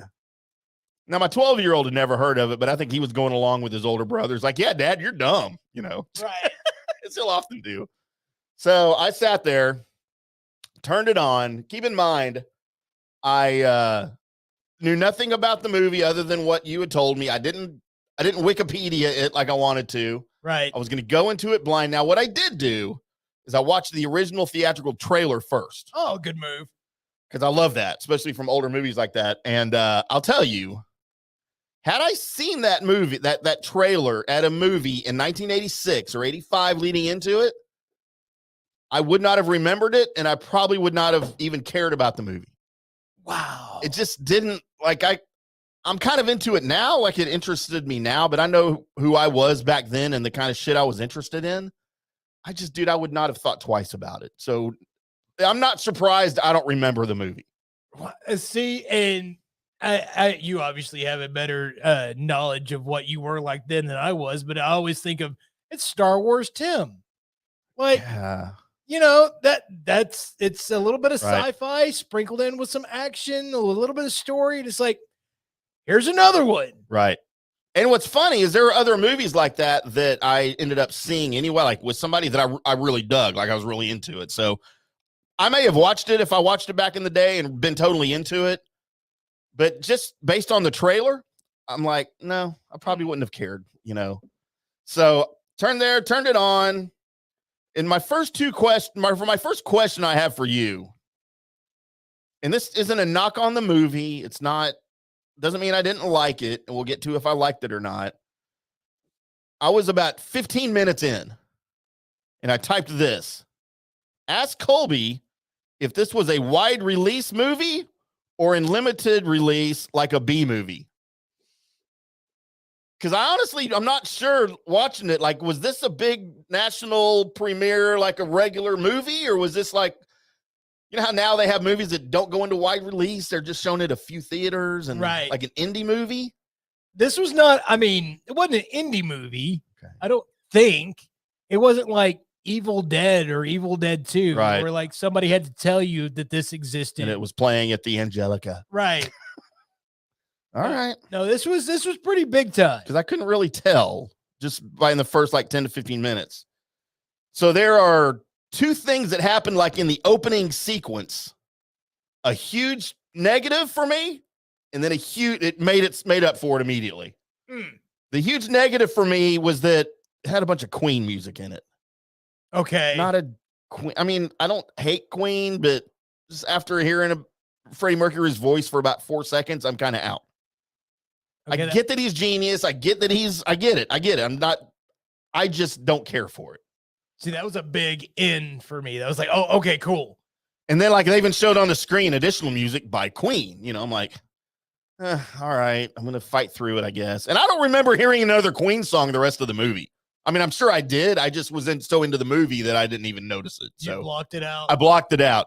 But the movie immediately redeemed itself in the opening sequence in the arena when the fabulous Freebirds were in the wrestling ring. Of course they were. Terry Gordy. Dude, I hadn't thought of the Freebirds like since watching the Von Erichs wrestle them down at the Sportatorium when I was like 10. I was like, holy crap, the Freebirds are in a movie? Yes, they were in this one. Wow. And then I immediately had Cinema Production Timm, which isn't a real thing. But since I've been doing this and doing stuff, with video, I know drones did not exist in 1986 or 85 when they were filming this. How in the hell did they film that opening sequence inside that arena, wherever it was, when literally it's like if you look at it now, you would say, oh, that's just a drone footage. When they go from ringside through the air around the arena, then they close up in on the dude, on the Highlander. I can't remember his name. What's his McLeod. Like all the way up, like in the second deck. Like, how did they film that? Like, in 1985, I have no clue. Never. It boggled my mind. Never even thought about it. I mean, it's like a flawless, like right now, you would say, oh, that's just a drone. They didn't have drones then. Like, that bothered me the whole rest of the movie. I was thinking about that. Like, how did they film that? Camera by wire, man. I guess so. But it was pretty badass. Yeah, but I even made a note here. Seems like a cross between Star Wars and the Terminator. Pretty much. Throw in a little bit of Monty Python. Just a tad. In the search of the Holy Grail. And it even mirrored Star Wars a little bit. Because Sean Connery's character, Ramirez, came back at the end of the movie as a Force ghost. Of course he did. And he was talking to McLeod. I'm like, he's Obi-Wan. Like, it sort of mimics Star Wars a little bit. It was a little bit of that. I mean, as far as a piece of entertainment, 100%. I was in. I thought it was great. From a nostalgic standpoint, I guess. Not sure that it holds up. Does this hold up for everybody? Is it just so much that of a cult classic that even today, the special effects were clearly hokey. But it is what it is for the time period. I'm not knocking it for that. Right. That if you go back and watch the original Terminator now, those are pretty hokey special effects too. So it is what it is for the time period. I get it. But I feel like it was missing one element. And that was a hot chick. It needed a hot chick in it. That chick they had was not hot. Okay. It really needed a hot chick in it. I can barely remember. It's been a while since I've seen. But if she was hot, you'd remember. I do remember being like, she all right. I remember that. Now this is young me that pretty much anything. Yeah, you were like 9 when it came out. Yeah, so I probably saw it was probably 10 or 11, somewhere around in there, where I finally got it was one of those times where your folks rent a hotel room and you end up with a TV of your own, a babysitter, and that kind of situation where you're like, oh, hey, I can watch HBO no matter what's on it. So I'm pretty sure that's my first introduction to Highlander, because I wanted to see it, but it was not wasn't rated okay for Colby's at the time to go see it. Sure. I remember seeing it then, and of course, like I said, at that point, just about any chick that they played the sexy music when they entered in. Right. It was then that's the good looking lady. So I do need a bit of explanation from you. Because I sat there uninterrupted, no bathroom breaks, no pausing, no going to the kitchen for more drinks. I put a 6-pack of beer right next to me, so I didn't have to get up and refill. Right. I'm still not sure what the prize was at the end. What did he get for winning? other than a bunch of lightning going inside of his nostrils. Okay, so. And it may have been explained earlier in the movie, and I didn't remember, or it bypassed me or something.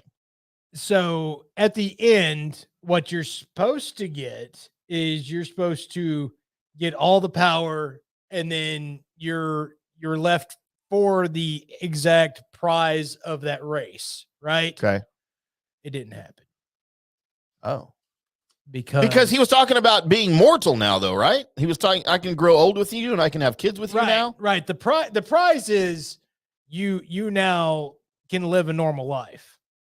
The prize is you have to fight through all that mess in order not to have to go through that crap anymore.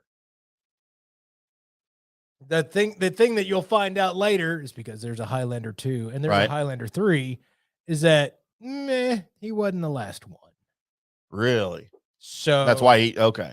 Well, see, now I'm going to watch the other ones. You don't have to. Oh, are they bad? Highlander 2 is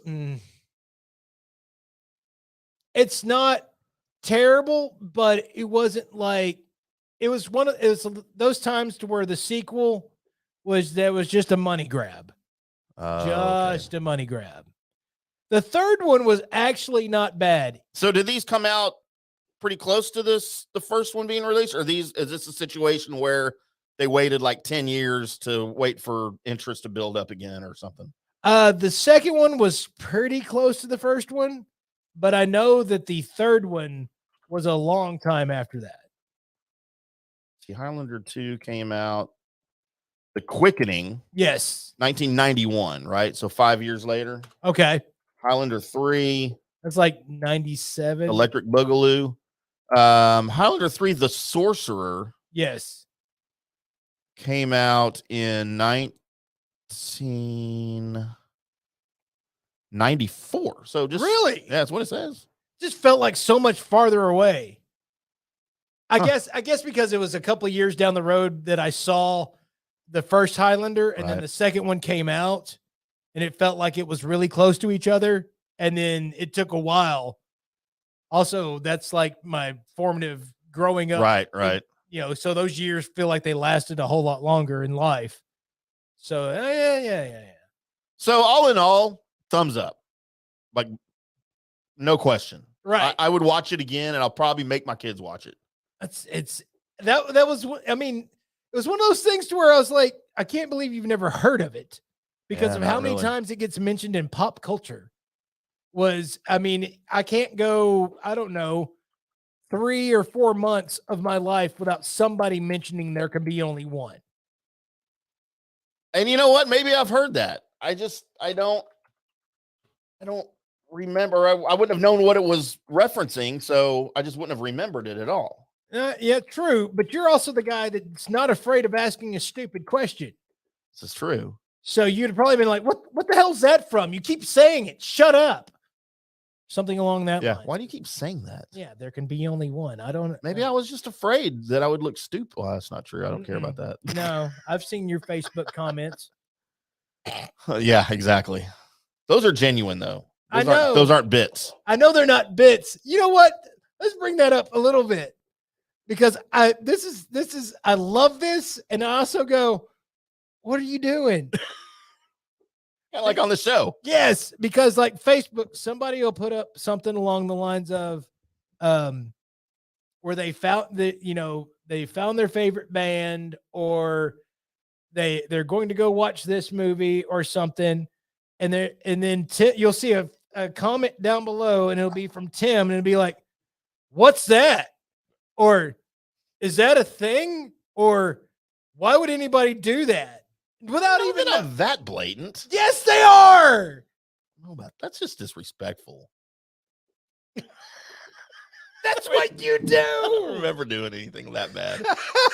That sounds drunk. You're probably drunk the whole time you're doing it, but I'll just see it. Or somebody was talking about the World Cup, and you're like, but why would you watch that? Oh yeah, that was on Sean's. Yes, I did. Yeah, right. I did do that. Nothing else.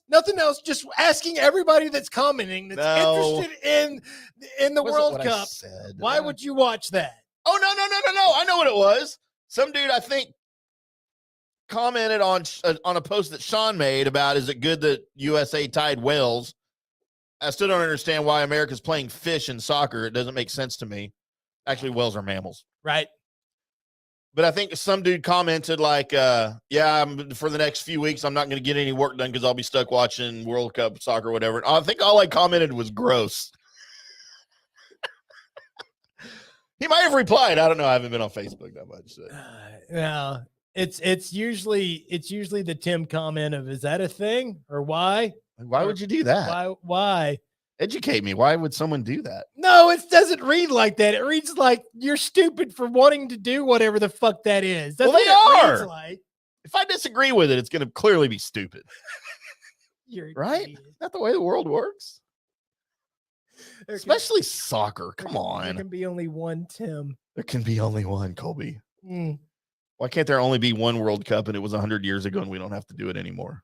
You know what? I am fine, because if it gets close, I'll probably enjoy me some football too. Well, we watch football every Sunday. Some football. Football. Soccer. It's not soccer. So it is soccer. This is America. Yeah, but it's not playing in America. It's played in wait, it's not Qatar. It's Qatar. I would love to go to Qatar someday. By the way, did you see what they did? About the people in the rainbow shirts? No, they took their beer away. Right. Like literally the day before. Yeah, and you also can't. Oh my God. Speaking of that, and I don't have this in news and notes. Did you see about those London fellers that went to Qatar? Yeah. They ended up with the sheik and like petting a tiger or a lion and Let's like make a movie of that. playing with. Yeah, no, it's called The Hangover. It's called The Hangover 4. 4. I feel like that would be us. Yeah. Tried to go somewhere, show trip. Except for, I can imagine if it was like you, me, and Lance, and like a sheik pulled up in his Land Rover and says, "Hey, would you like to come party with me?" I don't know why he was Italian. Good day, mate. and we're standing there, and Lance would go, "I ain't getting in that car with him." Yeah, and me and you would go, "Bye, Lance." Yeah. And we'd be telling him, like, we don't really know him. We just saw him at the bar. That's right. Lance is on his own. He's not going to go with the sheik. Sheik or shake? I've heard Sheik. both. I've heard both. They're not the different, are they? They're the same thing. I don't think I would call them a shake. Because I don't want to drink it. No. A milkshake. No. Well, it depends. How much money are they offering, Timm? That's true. I'd drink something. I don't know where that came from. Internets. So yeah, my point of reference for the sheik would be Cannonball Run. Mm-hmm. And was it Jamie Farr, the dude from MASH that played the sheik? That was such a great movie. It was a great movie. Why don't they do movies like that anymore? Only to be one-upped by Cannonball Run 2. It was better. Like one of those rare occurrences where the sequel was better than the original. Because it knew what it was. We're just a Bitmobile. Just making fun of ourselves. That's all. You know, and they've done stuff like that before. Yeah. It's just with stars that we didn't attach to. This was with, from Burt Reynolds to Jackie Chan running around that son of a bitch to Jaws is somewhere in there. Jaws is in it? Yeah. It's like, okay, cool. And a Lamborghini that changes color that has chicks with bikinis in it. Oh my God, dude, those chicks. Mm-hmm. Because one of them was Daisy Duke. And Jackie Chan's Super Subaru. Yes. The spaceship Subaru. And nobody at the time was like, who's Jackie Chan? Yeah, dude, he was nobody back Right. then. We need to review. I feel like we already did, though. We need to review Cannonball Run at some point. You know what? We need to make a list of movies that you have to see in order to understand us. That's true. We should do that. And not the good movies. It's the movies that we're like, oh, hey, you know what? I really enjoyed this for no other particular reason other than I enjoyed it. Like laughed. Kung Pao Enter the Fist. I've seen that, Colby. It's amazing. I've seen that. It's amazing. The Uniboob girl. All right. I'm all choked up on Cannonball. I'm going to go home and watch me some Cannonball Run, Colby. I might do that tonight if I don't go to a bar and get drunk. Probably. Might be too cold to go somewhere on my freaking motorcycle. If you're drunk enough. That's true. It just makes it warmer. Mm-hmm. And my local bars literally 0.2 miles from my house. So I could walk home if I had to. The thing is, though, if you're at the point to where you probably shouldn't be riding your motorcycle, you probably shouldn't be walking. At 2 a.m. across highways. Pepsi bottle, a Coca-Cola glass. I don't know what that was from. I hate when that happens. All right, Colby, let's get into a little bit of Would You Rather. All right, let's do it. We haven't done this in a while. So we're not going to miss Ed Hochuli anymore? You know what? Let's watch Ed Hochuli first. Thanks for reminding me. And again, this is, most people pay tribute to people after they die, and that always bothered me. Like, why can't you pay tribute to them while they're alive so they can see it? Like they did John Madden. Like, wasn't that the perfect timing? Right. To pay tribute to John Madden. It was right before he died. But he got to see all of it and experience it and be part of it. I thought that was amazing for John and for all of us because we got to see him react to his own tribute, right? They should do that more often. So I found this. I stumbled across this. I was actually looking for something else Ed Hochuli related that's going to be a segment on the show at a later date. Kind of a documentary that I found out about that is about bodybuilder referees in sports around the world. There's a documentary about this? Yes. Oh, God. And so I ran across this short little video, and I thought it was really funny and appropriate. So let's enjoy it right now, shall we? When a ref is doing his job right, he mostly goes unnoticed. But it's hard to miss Ed Hochuli. Hey, Hochuli got them guns. Yeah, I know it might be looking better than mine. I'm going to hit the both legs. Yeah. I want to be Ed Hochuli. 20 minutes a day, 3 days a week. Have a body like Hochuli. The referee with a barrel chest, chiseled jaw, and Burmese pythons for arms. Boy, big, huh? No lion would hunt this zebra, the strongest official in the world. Ed Hercules, he looks pretty big. I want to be Ed Hochuli. An attorney by trade, he seeks justice on the football field. We're getting a little rowdy, gentlemen. Let's keep it clean. When he throws a flag, you see it. When he blows a whistle, you feel it. He once needed 91 words to explain an illegal motion infraction. Some think that's long-winded. I call it jurisprudence. I want to be Ed Hochuli. An Adonis in vertical stripes. His friends call him Guns. The players call him Sir. Hey, Punk Daddy, nice job today. Yeah. His uniform number is 85, like the 85 Bears. Fitting, because he's just as bad. Oh, he's a monster. I want to be Ed Hochuli. Are those biceps or titanium floaties? Ed's arms are looking like better than all of ours. Don't ask. You'll just make him mad. All hail Ed Hochuli, a 59-year-old tour de force, the strongest official in the world. So there it is. That's amazing. By the way, he is 70 now. So that was 11 years or so ago. Right.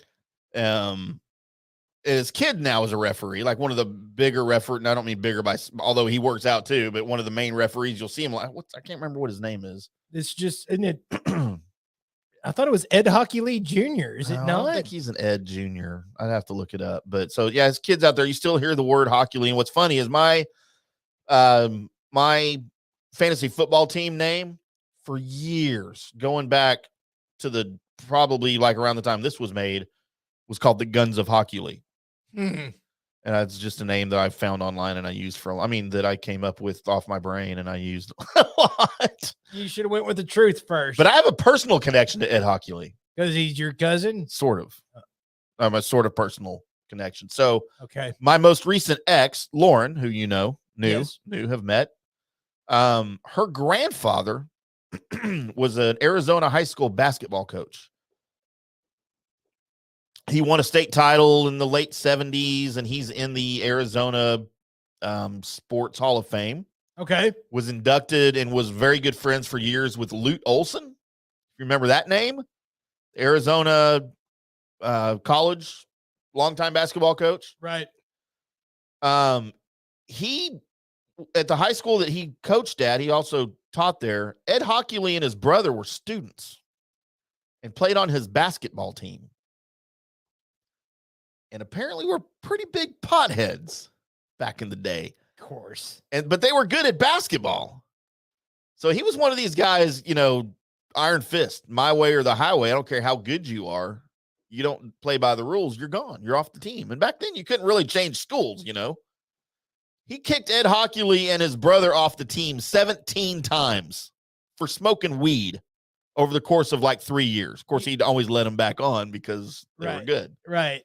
And they were on, I think, one of those state title teams that he coached. But I only met him, Lauren's grandfather, a couple of times before he died when we'd first gotten together. And his name's John Wayne Tissaw. I mean, so, toughness, dude. He was also a Grand Canyon tour guide for a long time. Because of course he was. I mean, this dude was just a badass, man. And, by the time I met him, he was already old and frail, but I'd seen pictures and heard all the stories, and he was just a badass. But it was funny hearing him tell me those stories about Ed Hochuli and his brother. And he was like, they're shit. He never liked him. He goes, but they could play. That's pretty funny. You think they'd get better at smoking pot, though? Like hiding it. Yeah. I mean, in the 70s, nobody tried to hide it, really, right? No. Except for if you got the first 5 times you got kicked off the basketball team, I think I'd have been like, we got to get better. Yes. Somehow we can't keep getting busted for smoking this pot. I always want to know, I want to know how you caught him every time. Like, were they just done? I never did ask him that, though, but I would have loved to hear that story. Or they're just like, man, screw you, old man, and your rules. I'm going to smoke this marijuana right here in the locker room. Right on the court. Yeah. They're passing the doobie around the court, playing offense. Nobody can smell it. Pass me the rock. I mean, the ball. Can you smell it, old man? Lauren's going to kick my ass for telling this on the air. The weed. Colby, let's play some Would You Rather. Okay. Would You Rather Sex Edition. Because why not? Okay. Because that's the first list that came up when I searched for it 5 minutes ago. So, Colby, these are 100 dirty Would You Rather questions, and we're not going over 100. This is courtesy of Men's Health, by the way. Oh, hey. It's not even Pornhub. So you were on a different site than what you normally are. I couldn't find if I looked up Would You Rather in the search bar in Pornhub, it gave me some frightening things I didn't want to talk about on the air. Right. I mean, I'll look them up again at home. Right. I don't want to do it on the air, though. The title screen has a donkey and a clown. Hey, how did you know about that? I'm guessing. Remind me someday to tell you about the glory hole that I broke the dude's finger off at Wranglers in the Colony before it shut down way back in the day. Yeah, you're going to have to give me time to just wrap my mind around the fact that those all things involved in the same story, okay? When I was 17. Yeah. By the way, snuck into it. Anyway, we'll talk about that another night. It's a good story, though. Some poor guy's got a misshaped finger because of me. So, Colby. It his penis. All right, go ahead. I thought that's what it was at the time. You were going to twist his penis? I was trying to break it. He was saying vulgar things to me from the other side of the wall and stuck something through the hole, and I didn't know what it was. I was like, I'm going to break that off, dude. I'm not who you think I am. Hurry up with the Would You Rather, or we're going to get into this story. I'm not ready for it. I'm not either. I gotta recollect. Oh, my God. Colby, would you rather orgasm every single time you enter a grocery store or never orgasm again? Oh, it's got to be the grocery store. Got to be the store, right? Yeah, if you can't ever, of course it'd be fun. It's just like, you know what? I think I want to go to Kroger. Would you take every date to Kroger? Hey, baby, let's go to Kroger for a minute or 2 minutes. Can you? No, wait. No, I think at that point, if it's never except for when you're entering into a grocery store, you just pretty much just walking into random grocery stores every once in a while when you're feeling randy. Randy who? Me. Oh, you're one of those. Good day, mate. Colby, would you rather? I had to buy rubber pants, though, if I kept going into grocery stores. Go ahead. Would you rather accidentally send a sext to your mom or send a nude to your ex? I mean, that's an easy one, right? It doesn't specify which ex. Yeah, see. I feel like I do the other one kind of voluntarily sometimes. See, all right, so cringy is both of these, but one of them's super cringy. The mom thing? Yeah, you can't block your mom. No. Like from calling or talking to you back. No. But you could just block and never have any more contact after you accidentally fired off the nude pic to them. So, I've told the story several times about how I've accidentally sent certain pics of my anatomy to the wrong people. Right. Including posting it on Facebook at one point. It seems to be everyone's favorite story. Uh-huh. What's up, Eckelmania? Let's go, Krog Oring. Yeah, we know. That's my former roommate right there, Mr. Jamie Eccles. So Lauren, since she's already come up on the show once, was also guilty of that at one point. Sending a picture of her up tops. Uh-huh. Thought she was sending it to me. Uh-huh. Her aunt's name is Tony. She sent a boob pic to her aunt. At least it wasn't the uncle, right? And she came running out of the bathroom like I often did. Oh my God, guess what I just did? Because you can't unsend it. Right. Oh, you can delete it on your end, but it's not getting deleted on theirs. And it was one of those deals where it was sending really slow and you can see the status bar going across the top of the phone. By the time she got to the table, it was still going at the bar we were at. Oh. She's like, I can't do anything. I'm like, call her and tell her not to open it. Right. She's like, no, I don't want to draw attention to it. What is she's going to get a text and open it. So it's funny. Now her mom or her aunt didn't have an iPhone, so you don't know if it's been read or not. But the next time she came over, to her aunt's credit, walks in the house, looks at Lauren. Oh, sorry, I didn't recognize you with your top on. Like, that's the best way to handle that, right? Yes. Like, don't address it. Just let her sweat. Right. So I'm not the only one, Colby. This happens to other people. Colby, would you rather get sexually aroused anytime your boss calls? Okay. Or get sexually aroused anytime you're on the computer? Doesn't matter what you're doing on the computer. It doesn't matter what you're doing on the computer. It's just on the... All right. Like right now, you would be aroused. Right. I mean, as I am. I think it would have to be the computer. And mainly because I don't want my boss's voice to be the sender of good vibes to my crotch. That would be rough. I assume you have a male boss? Yes. Yeah. Do I have a boss? Who's my boss? Are you my boss? I think we're all each other's bosses. I think we are. Yeah, then I don't want that one. You see, you pick up the phone. Hey, bud. Damn it, stop calling me. Dang it. Colby, would you rather have the best sex of your life for one night or mediocre sex every day for the rest of your life? Oh, I'll take mediocre Yeah, me sex too. every day. I mean, that's a no-brainer. Even mediocre sex is still sex. Right. I mean, I feel like I've built my life around mediocre sex. I mean, in your shoes, you have to. At least offering it, you know. Right. Colby, would you rather spend the next 2 weeks in a cock cage? In a what? I'm not even reading that one. I should have pre-read some of these, though. Colby, would you rather orgasm 150 times a day or never have an orgasm again? I mean, I feel like I 10% of that already. 150 times a day. Every day. You have 150 orgasms. God, how worn out would you be? Yeah, you know what? On this one, I think I'm going with the just not. That's just too many. Because I think by the time you got through like 2 weeks, especially if you got a little older in age, you would just die. I just read ahead to the next question. All right.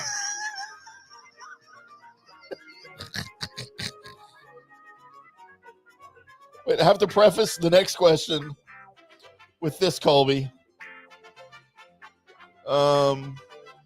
Maybe not. I don't even care anymore. Okay. I don't think I have it anymore. Colby,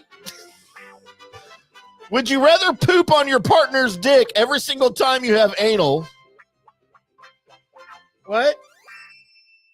Or every time you jizz, it's bright green? Of course, the bright green. It's Christmas. There's nothing wrong with me. It's just now it's a party trick. You're gonna go to a party. Hey, make me come. It's funny. Yes, it's a great opening line. You come here. Hey, watch this. Hey, y'all, watch this. The greatest redneck party trick ever. Hold on, this takes a minute. Everybody's God. staring at me. I can't make it fire automatically. So the last one here, Colby. I've actually done this one before. I've done both of these things, so I can relate. Okay. Would you rather sleep with someone you think is disgusting, but the sex is off the charts? All right. Or sleep with the hottest person you can think of, but the sex is terrible? I'd rather have the off the chart sex with someone that's disgusting, right? Yeah, I've been there. I mean, if you're telling me though, like at the end of it, you're like, "Oh my God, that was amazing." I mean, because you don't have to tell anybody. Well, that, and I'm not worried about it. If I'm having amazing sex, that means I'm having a good time. Yeah, it doesn't matter, right? Yeah. You don't care what everybody thinks. So, Yeah, we got like 90 more of those that we should revisit at some point. But it's not going to be today. Because it's time for something that has some significance. like anybody could ever know that. It's America's favorite segment on our show. Thank you, Tim. Thank you, me. Thank you, you, for making us sound good. News and Notes is where I search the World Wide Web for the weird. Internets. By God, I found it. So let's go to Los Angeles. And the reason why we're going there Good day, mate. is because a 21-year-old, actually this is in San Diego. Sorry, I got my I believe that means a whale's vagina. Right. So a 21-year-old hot dog vendor was arrested for stabbing a person after an alleged turf war between out-of-town vendors set up around Petco Park late Saturday night. So here's what happened. Petco Park, they're starting to set up their hot dog stands, to sell hot dogs. And your local man there saw all these other guys coming in, and they're all representing San Francisco. Bastards. Usually is. So he's like, all right, you know what? I got to take one out just to make sure they know not to step on my turf. Over a hot dog cart space, he stabbed a dude 3 times. Over a hot dog space? Yes. So the reports of a large brawl involving 10 to 15 people. So 10 to 15 hot dog vendors get into a large brawl, and this guy's like, no, you's getting stabbed. I knew hot dog vending was cutthroat, but Jesus. Colby, what's the best hot dog you've ever had? The best hot dog I've ever had was my first time having, oh, good God. Norm Hitchkiss used to talk about these all the time with the natural casing on the outside, and they'd snap, and you could go buy them at a grocery store. Not the Nathans. No, not the Nathans. Yeah, I know which ones you're talking about. I forgot the name of them, but I got them and put them on the grill and then made Chicago dogs because besides the chili dog, that's probably my favorite. Yep. And when I bit into it, it was such a different experience that I was like, oh, wow. Did it squirt in your mouth? It snapped. It was the snap. Yep. It was like just coming right off of there. I know. I've been there. I've had things snap off in my mouth too. So that's probably my best. Everyone's got to have a good hot dog story. So, I love a good hot dog. Don't get me wrong. Me too. But that was the best situation for that. Let's go from there to the Twin Cities. As Jesus. Okay, so according to St. Paul police, the 23-year-old man was driving south on Highway 61 at around 9 p.m. when he got involved in a road rage type incident with a silver SUV. Police say shots were fired at the 23-year-old's vehicle when he was struck twice. The victim abandoned his car on the highway and was picked up by a family member who drove him to Regents Hospital. In the statement to Bring Me the News on Sunday, the police said the 23-year-old was expected to be released from the hospital. The driver from the suspected vehicle kept driving along Highway 61. No arrests have been announced, but started out as just a little road rage incident. And then There's never such a thing as a little road rage incident. Yeah, there is, where you just get out and yell at the person, they Flip yell them back, off. and then both of you get in your cars and you drive off, and you're like, that fucker, and that guy's like, that fucker. Not starts firing, and then cops have to shoot at you because you're shooting at them kind of shit. It happens. Yeah, I just didn't know it happened in Minnesota. Land of 1,000 lakes, Colby. Right. And the most Canadian people in America. Yes, that's actually true. So, or the Michigonians that live on the UP. So we're going to Indianapolis, where okay, this is dumb. Can't wait for this. This is dumb. So what happened was is that all right, there's a guy and he just won a good amount of money, right? Got him a good amount of money, won it in the lotto scratch off. Man, what's a good amount of money? You were talking about $300,000. It's a good amount of money. And what you don't do at that exact instance when you scratch off a lotto ticket and win $300,000 is you don't end up on the internet, admit to some stranger in a chat room that you just won $300,000. Oh, somebody was horny. And that person in the chat room then says, hey, you want to go meet at a hotel? Well, of course they do. And you end up at the Esquire Motel. Sounds legit. And as you get there, you're shocked, absolutely shocked at the fact that this guy has a gun and is going to try and rob you. Wow. Which he then also got shot twice. He survived. Oh, my God. But most of his winnings is gone, and they're now looking for this guy on the loose. Just letting you know, if you ever do win money, don't tell anybody. Don't tell anybody, especially strangers on the internet. I mean, don't tell friends on the internet, right? Because they may want to meet you at a hotel room. Hey, I know I haven't seen you since high school, but hey, you want to get together for a beer in this really dark alley? I'll bring the beer. You bring your money. That's right. I'm not trying to take it from you. I've just never seen that much money before. I just want to see it. Let me see it. No, I don't want a picture. I just want to see it. I want to feel it. That's right. I want to feel of it. In my hands as I'm walking away from your dead body with your money. I never liked you in high school anyway. I found a headline, Tim. Oh. I found a headline that I don't know what's happening with this headline. Actually, I didn't even read the fucking story. All right, Jeff. But former Jet2 worker and partner ran a legal black market baby scan clinic in lockdown. I don't know what it is. What do those words mean when put together? I don't know what that means. Can you read that again? Former Jet2 worker and partner ran illegal black market baby scan clinic in lockdown. God, somebody doesn't know how to write headlines. I'm just telling you. Somebody who has to write headlines. Right. Huh. So many extra words in there. Terry Horton, 30, and David Jones, 35, have been convicted of running an illegal baby scan clinic during the pandemic, which put mothers-to-be and parents at horrendous risk. Yeah. Okay. So basically what they did is they would scan your children. Were they born with barcodes?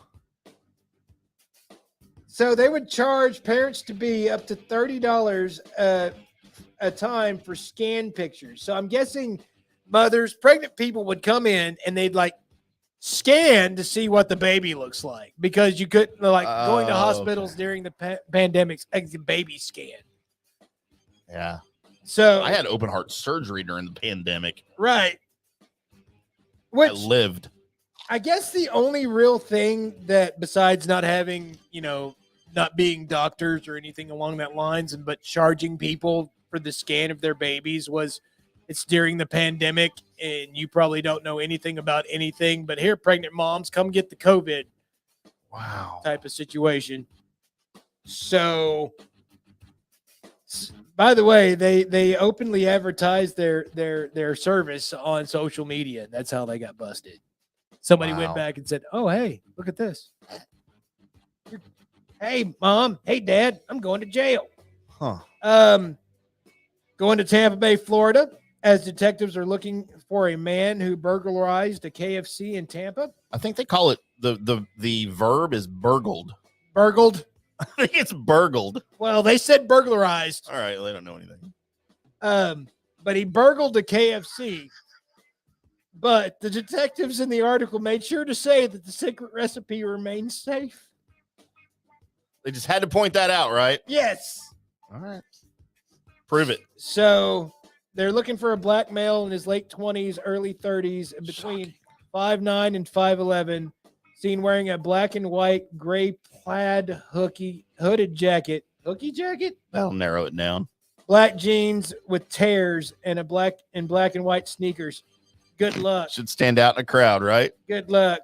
Good day, mate. So if you have any information on the most generic looking person out there that burgled, but didn't get away with the 11 herbs and spices, If you see a new restaurant chain pop up and they claim to be equal to KFC, you might start there. Right. Especially if it's owned with a man that's wearing a black and white hoodie with black and white sneakers and got jeans with tears in it. Oh, yeah. You think he'd be wearing the same thing to work every day that he wore when he burgled? I mean, maybe. Very cartoonish of him. Because he's somewhere between 5'9" and 5'11". And like 30 years old, right? And 20 to 30 years old.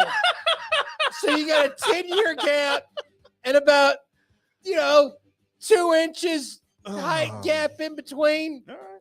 They'll find him. Yeah. I have faith. Right. Wearing all neutral colors.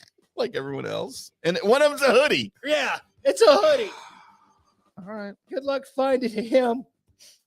And finally, let's go to Polk County, Florida, where a 30-year-old Lakeland man. Wait, why are we going to Florida?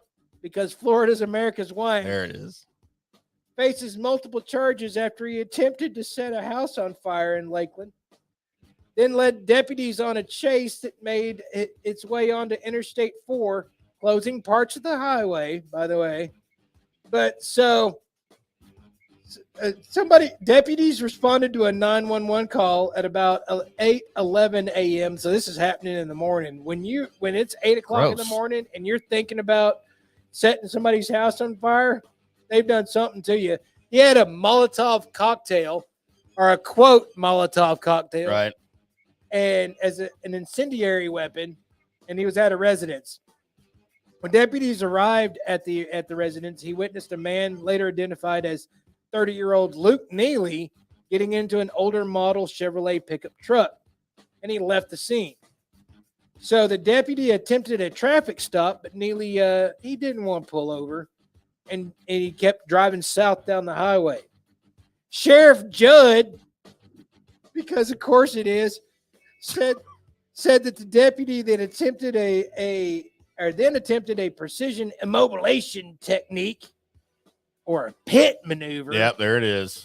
On the truck, but was not successful. And Neely proceeded to drive onto westbound Interstate 4. Deputies said that they were able to block and end the pursuit in the area of the westbound on-ramp of Interstate 4 from Branch Forbes Road after ramming the truck. Sheriff Judge said that Neely exited the truck carrying an AR-15 because, if you have a Molotov cocktail and you're in Florida, you probably have an AR-15. Yep. That was fully loaded and also had a fully loaded handgun on his hip. So the deputy said they engaged Neely, fired at him, and incapacitated him. When asked for further questions on how incapacitated was he, they said that they fired shots at Neely, hitting him multiple times. Judge said that Neely was shot twice in the right leg and once in the left leg and once in the groin. And then he said, quote, "We've changed the looks of his groin forever." Wow. If you know what I mean. Like what he said was code. If you know what I mean. We changed the looks of his groin forever, if you know what I mean. It was just rude. It's also, what else would you mean? Yeah. Is that a code? Yes. You basically made his plumbing different. You're making me question that I did know what you mean. By saying, do you know what I mean? Like, I thought I did, but now I'm wondering. I'm wondering if this was, hey, but we didn't kill him. I'm sure he'd rather be dead. I'm sure so, too. Instead of a shot to the dick. Like when the that ones happens. in the legs, okay, yeah.